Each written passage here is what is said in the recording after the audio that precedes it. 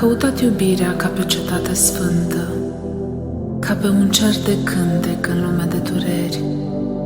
Am dat năval în lume spre tot ce ochi încântă și am întâlnit durerea, dar cerul nicăieri.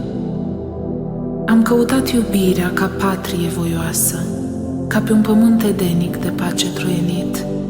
Să spun odată clipei, rămâi, ești prea frumoasă, și-am străbătut pământul, dar pace n-am găsit.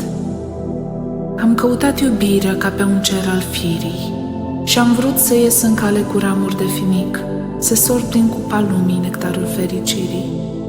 Și-am spart în țândări cupa, căci n-am găsit nimic. Am căutat zădarnic, dar într-o primăvară am întâlnit în cale deodată un drumeț.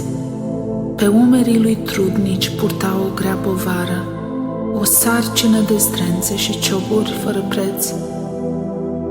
Trecea pe o cărăruie întâmpinând batjocori, lăsând să-i rupă câinii din haină câte un fald. Urca pe colț de stâncă și în urma lui pe alocuri vedeai pe piatra rege sclipiri de sânge cald.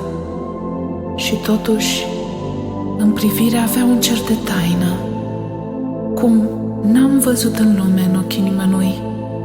Și-am vrut să-i smulg povara, dar am căzut cu spaimă, căci mult prea grea era povara lui.